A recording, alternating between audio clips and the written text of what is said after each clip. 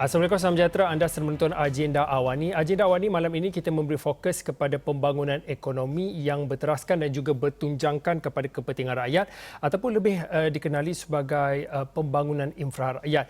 Dan bila mana kita bercakap tentang pembangunan infra rakyat atau pembangunan ekonomi ini, lebih kepada kita melihat kepada sektor pembinaan yang mana pada tahun lalu telah menyaksikan terjejas teruknya sektor ini akibat pandemik COVID-19.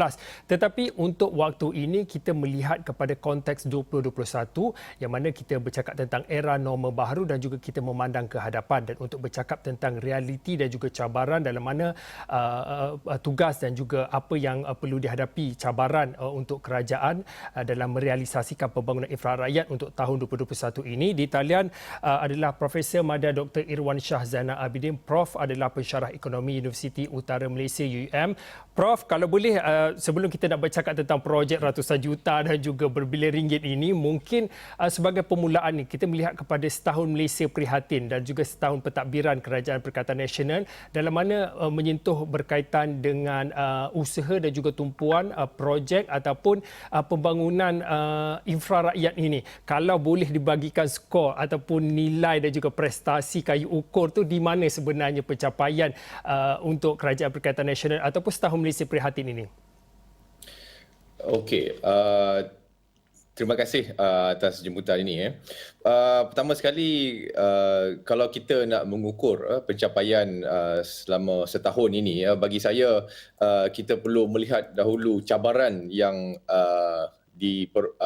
yang kita hadapi bersama pada setahun lalu, dan kita tahu bahawa cabaran yang kita hadapi itu adalah cabaran yang begitu getir sekali yang mana kita tidak pernah alami sebelum ini. Jadi dalam konteks itu, bagi saya Kerajaan Perikatan Nasional telah pun berjaya dari segi bagaimana nak mengawal ataupun mengurus dua aspek utama, iaitu dari segi kesihatan dan keselamatan pada satu aspek, dan aspek kedua adalah kelangsungan ekonomi. Jadi di sinilah kita lihat dari sudut kelangsungan ekonomi ini, kita lihat pelbagai penumpuan yang diberikan kepada semua sektor, terutamanya sektor pembinaan, kerana kita tahu bahawa akibat daripada pandemik COVID-19, semua sektor di Malaysia terjejas teruk, terutamanya pada suku kedua tahun lepas. Dan kita tahu juga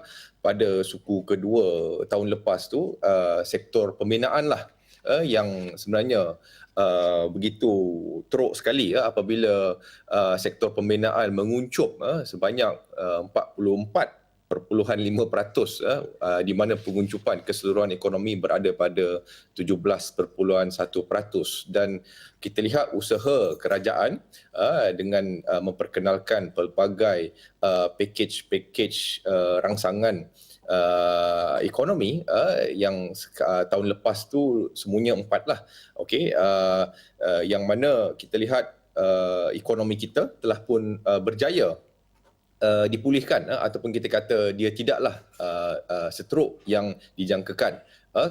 Kalau kita lihat pertumbuhan keseluruhan ekonomi adalah bukan pertumbuhan lah, penguncupan ekonomi keseluruhan adalah pada 5.6%. Ini lebih baiklah daripada penguncupan 17.1%, dan kita lihat juga adanya improvement dalam sektor pembinaan ini, di mana penguncupan yang berkurangan pada sekitar 13.9% pada suku keempat, dan keseluruhan tahun 2020 pada penguncupan 19.4%. Okey, jadi kita melihat bahawa dalam konteks sektor pembinaan ini, kerajaan begitu banyak memberikan tumpuan untuk nak memulihkan semula ekonomi ini. Kalau kita ambil contoh saja dalam pakej rangsangan kita prihatin, kita lihat bahawa sebanyak 450 juta telah pun diperuntukkan, dan yang memberikan banyak bantuan dan juga kebaikan kepada kontraktor tempatan, dan kita juga tahu bahawa akibat daripada ini kadar pengangguran pun dapat dikawal dengan lebih baik. Secara keseluruhan kita tengok pengangguran tahun lepas, pada Disember tahun lepas 4.8%. Kita kena ingat bahawa sebelum ini ada jangkaan bahawa kadar pengangguran itu berada pada lebih daripada 2.4 juta, tapi ini tidak berlaku. Ini tidak dimaterialisasikan disebabkan oleh kesan daripada pakej-pakej rangsangan inilah. Dan kita tahu juga baru-baru ini kita melihat dari segi KPI daripada Kementerian Kerja Raya menunjukkan bahawa hampir 100% lah kita kata, berada pada 99% KPI ini telah pun dipenuhi. Jadi ini menunjukkan bahawa bukan sahaja kerajaan prihatin dalam cuba untuk nak memulihkan sektor pembinaan secara khususnya dan juga ekonomi secara keseluruhannya, tetapi juga kita lihat dari segi pelaksanaannya dan impak terus kepada rakyat, kepada komuniti, itu jelas dari segi data-data dan juga prestasi yang telah pun saya sebutkan tadi. Apa yang Prof kongsikan tadi adalah antaranya Prof memetik keberhasilan daripada apa yang dimasukkan ataupun yang turut diselitkan dalam pakej rangsangan ekonomi PRE, yang mana antaranya memberi peruntukan 450 juta ringgit di bawah pakej berkenaan yang memberi impak dan juga memberi manfaat kepada hampir 962 kontraktor kecil G1 hingga G4.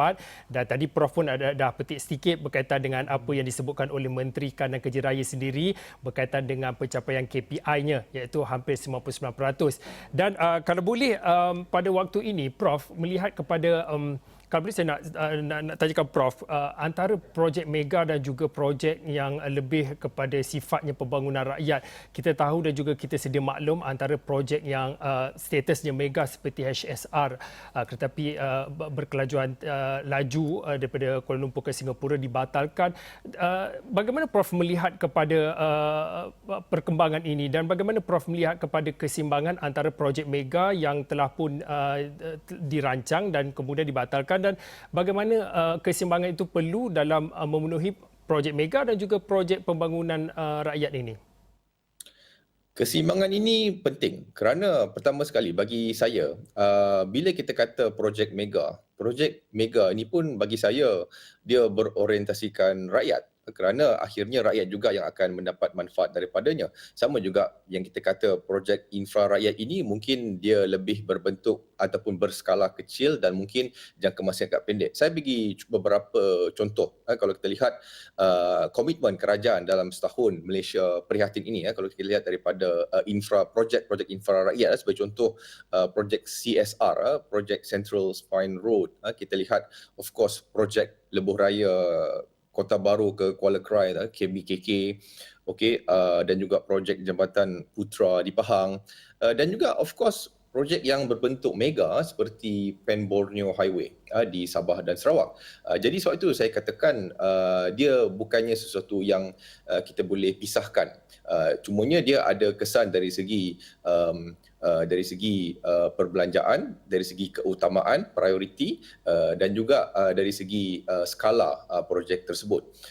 Namun begitu, saya nak tekankan balik dari segi kepentingan keseimbangan tersebut, kerana bagi saya setelah setahun kita menghadapi cabaran pandemik COVID-19 ini, bagi saya sudah tiba juga masanya sekarang, selain daripada kerajaan meneruskan projek-projek yang berbentuk infra rakyat ini, projek-projek mega ni bagi saya perlu juga diberi perhatian, kerana bila kita kata projek mega ini dia memberi kesan yang bagi saya dalam bentuk yang lebih menyeluruh dan lebih luas lah. Sebab sebagai contoh, saya bagi contoh, kalau kita lihat dari segi projek Pen Borneo Highway, projek Pen Borneo Highway ini dia bukan sahaja satu projek yang akan orang kata memberikan kesan secara langsung kepada rakyat dari segi adanya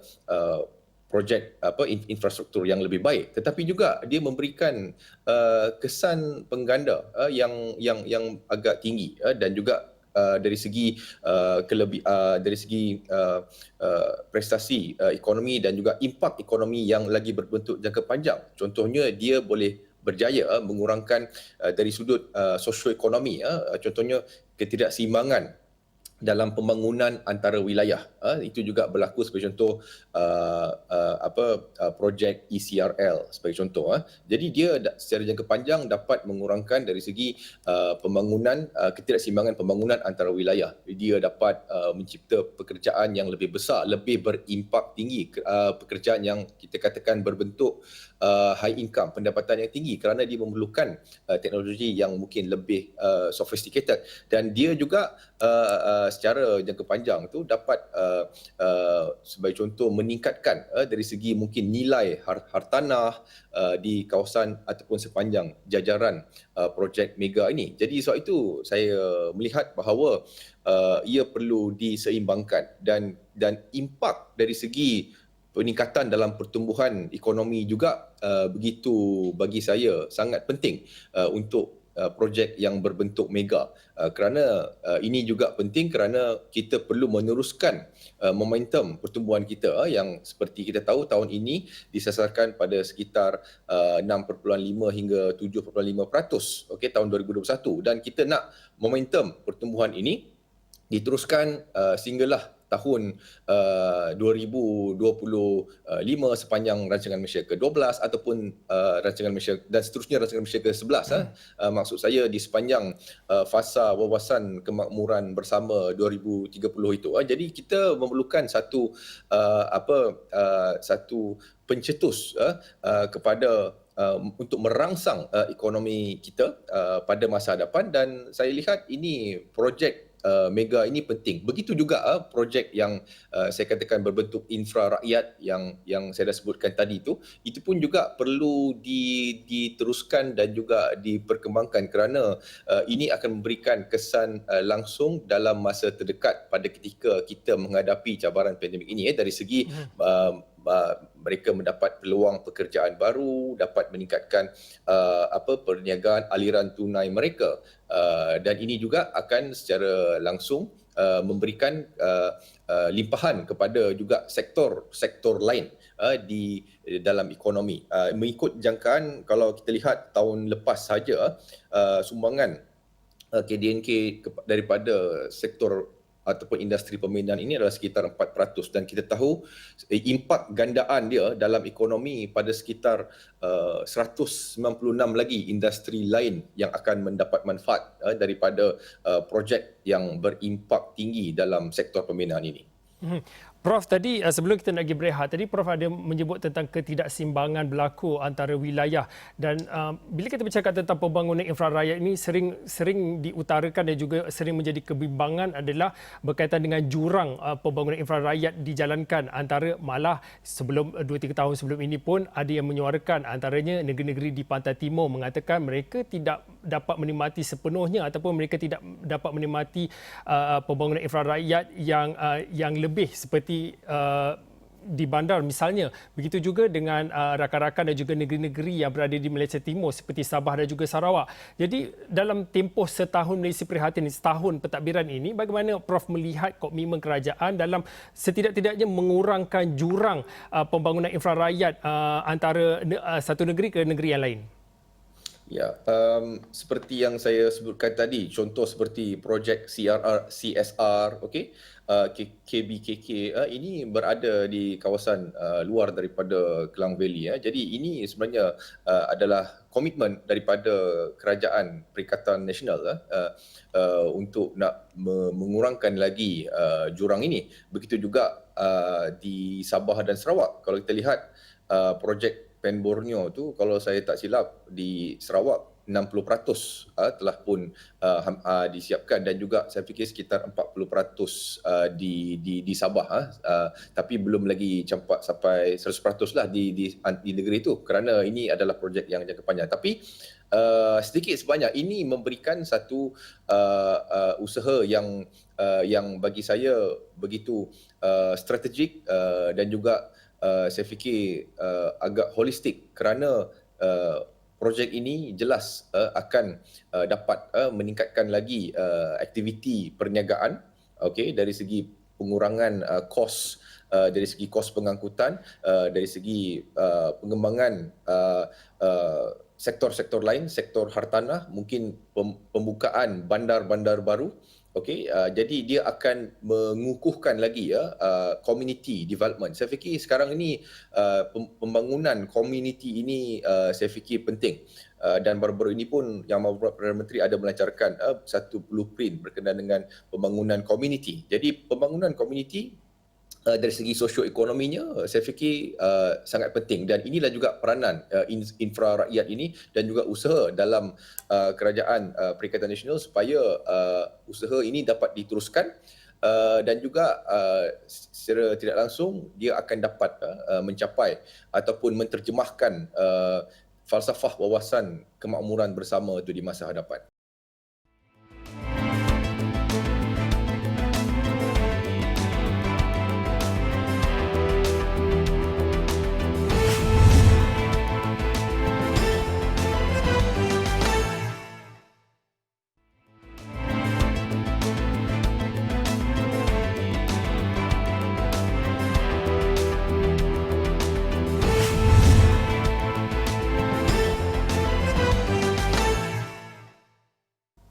Baik, kembali dalam agenda awal ini kita masih lagi bertemankan Profesor Madya Dr. Irwan Shah Zainal Abidin. Prof adalah pensyarah ekonomi Universiti Utara Malaysia. Kita bercakap dan juga kita berbincang berkaitan dengan pembangunan ekonomi yang berteraskan ataupun yang bertunjangkan kepentingan rakyat ataupun disebut sebagai pembangunan infra rakyat. Dan untuk waktu ini, sebelum kita bercakap apa strategi yang perlu dirangka dan perlu disusun melihat kepada konteks dan juga realiti semasa ekonomi dan juga persekitarannya untuk tahun 2021 dan juga menjelang kepada kerangka RMK ke-12. Tapi untuk waktu ini, Prof, kita sudah tahu dan juga kita maklum dengan apa yang berlaku pada tahun lalu, pada pandemik, melihat kepada, kita dah bercakap tentang cabaran yang dihadapi untuk sektor pembinaan dan juga pembangunan secara khususnya.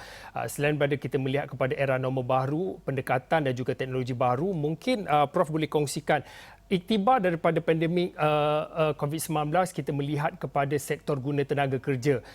Pada pandangan Prof, apa yang perlu kita beri tumpuan untuk waktu ini dalam mana kita nak memakmurkan pembangunan infra rakyat ini? Jadi kalau kita lihat apakah iktibar yang kita boleh perolehi daripada kesan pandemik COVID-19 ini setelah setahun kita menghadapinya, bagi saya ada beberapa perkara. Yang pertama sekali sebenarnya perkara yang saya fikir pun sudah berlaku sebelum daripada COVID-19 lagi pun, isu struktur dalam ekonomi kita, iaitu kebergantungan kepada buruh asing lah. Jadi saya fikir inilah yang saya nantikanlah di dalam rancangan Malaysia ke-12, okey, yang mungkin akan diumumkan tidak lama lagi, yang mana perlu ada strategi yang menyeluruh, strategi yang komprehensif dan berbentuk jangka sederhana supaya kita dapat membuat satu reformasi struktur kepada pasaran buruh kita. Okey, jadi dalam konteks kita nak mengatasi masalah kebergantungan kepada buruh asing ini, kita juga perlu melihat dari segi bagaimana kita nak, of course, menarik pekerja tempatan untuk nak memasuki sektor pembinaan ini. Jadi ini perkara yang saling berkait, kerana kita tidak boleh meninggalkan satu vacuum di dalam sektor ini yang akan menyusahkan pula pemain-pemain tempatan di dalam sektor ini. Jadi dia berlaku secara bersama. Jadi dari segi kebergantungan kepada buruh asing itu, kita juga perlu melihat ataupun mengubah persepsi yang ada pada sektor pembinaan ini, sebab dia dikaitkan dengan kita kata sektor yang 3D ini, 3D, dirty, dangerous dan difficult. Saya fikir ini perlu diubah kerana kalau kita lihat sebagai contoh di negara maju, contohnya di Amerika Syarikat, mereka yang bekerja dalam sektor-sektor pembinaan ini semua orang-orang golongan tempatan, dan mereka begitu bangga dengan profession mereka. Jadi kenapa kita tidak boleh melakukan seperti ini?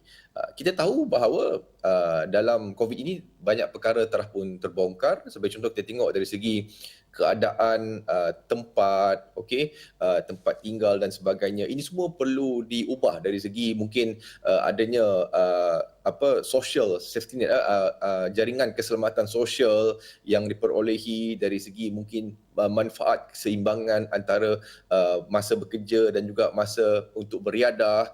Okey, jadi dan juga of course dari segi kadar upah itu sendiri, semua ini perlu dilihat supaya kita dapat mencari satu penyelesaian yang tuntas supaya di dalam rancangan Malaysia ke-12 secara beransur-ansur kita boleh mengatasi masalah ini dan kita boleh menggalakkan lagi ramai pekerja-pekerja tempatan untuk melibatkan diri di dalam sektor perminan ini. Dan juga peranan otomasi itu pun juga saya fikir satu elemen penting. Kita tahu bahawa baru-baru ini pun kerajaan telah pun melancarkan satu blueprint My Digital. Jadi di sinilah saya fikir peranan otomasi itu perlu diletakkan dalam sektor pembinaan. Kita tidak mahu dia menjadi bukannya pengganti tetapi pelengkap dan dapat meningkatkan produktiviti buruh dalam sektor pembinaan ini dan juga secara keseluruhannya di Malaysia, dan ini akan menolak kadar upah itu lagi meningkat dan pengurangan secara beransur-ansur dalam kebergantungan kepada buruh asing akan juga meningkatkan lagi upah itu di masa hadapan, menaikkan kadar upah itu dengan kadar yang lebih wajar, dengan kadar yang lebih berpatutan, dan ini akan menggalakkan ramai pekerja-pekerja tempatan untuk nak memasuki bidang ini, dan juga penggunaan teknologi-teknologi baru seperti iCloud, penggunaan drone dan sebagainya. Ini akan meningkatkan produktiviti dan akan meningkatkan kadar upah dan juga akan mencipta peluang pekerjaan yang kita kata bukan dia dah tak dirty lah kan, dia dah less dirty sebab kita dah menggunakan teknologi. Dia dah jadi less difficult dan juga kita kata less dangerous dengan adanya mungkin pemantauan menggunakan drone, data-data. Jadi kita boleh mengelakkan daripada keadaan yang begitu agak berbahaya. Jadi inilah saya fikir perkara yang perlu dilihat dari segi kebergantungan kepada buruh asing, dari segi adoption of teknologi, otomasi dan sebagainya. Jadi ini saya fikir adalah kerangka penting, dan sememangnya juga dalam rancangan Malaysia ke-12 itu dia perlu menjadi pelengkap lah kepada pelan pembangunan rangkaian jalan raya yang telah pun diumumkan, kerana pelan pembangunan rangkaian jalan raya ini pun berbentuk jangka panjang sehingga 2030. Jadi dia perlu selari dengan pelan yang telah pun dirancang supaya dia lebih terurus dan lebih fokus. Jadi selain daripada itu, perlu ada penambahan dan juga satu dasar yang lebih agresif dan juga tuntas supaya kita dapat address isu kebergantungan kepada buruh asing ini once and for all.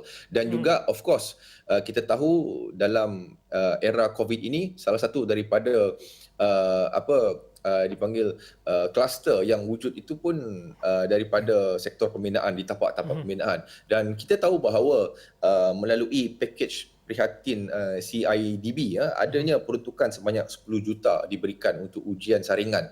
Jadi mungkin ini boleh diperluaskan, bukan saja ujian saringan, mungkin juga mereka ini boleh diletakkan sebagai frontliners untuk diberikan vaksin lebih awal supaya dapat diteruskan projek-projek pembangunan dalam sektor pembinaan ini di masa hadapan. Prof, kalau boleh saya minta dalam 1 minit yang terakhir ini melihat kepada apa yang kita sebut tentang pembangunan infra rakyat ni, ia tidak terletak di bawah Kementerian Kerja Raya semata-mata, ia merentasi pelbagai kementerian. Dalam hal ini, mungkin dalam yang terakhir dalam 1 minit akhir ini, bagaimana Prof melihat partisipasi dan juga peranan yang boleh dimainkan selain daripada sektor kerajaan? Mungkin sektor swasta boleh memainkan peranannya dalam merancangkan pembangunan infra rakyat ni? Ya, saya bersetuju. Perlu ada satu pendekatan partnership di antara sektor awam dengan sektor swasta. Ini yang dikatakan sebagai mission oriented economy. Jadi dia perlu berorientasikan misi dengan jelas, dengan adanya pelibatan daripada keseluruhan pemain-pemain, terutamanya pihak kerajaan dan juga pihak swasta supaya ada satu sinergi dan kita dapat meneruskan agenda pembangunan infra rakyat ini di masa hadapan. Okey, terima kasih Profesor Madya Dr. Irwan Shah Zainal Abidin. Prof adalah pensyarah ekonomi Universiti Utara Malaysia atas pandangan dan juga perbincangan berkaitan dengan pembangunan infra rakyat, dan pastinya perbincangan ini akan diteruskan oleh rakan penyampai Zulfitri Yusof pada jam 9 malam nanti, dan pastinya tetamunya adalah Menteri Kanan Kerja Raya Datuk Seri Fadliah Yusof pastinya dalam agenda awal ini. Saya kira itu saja untuk waktu ini. Saya Fauzian, kita jumpa lagi.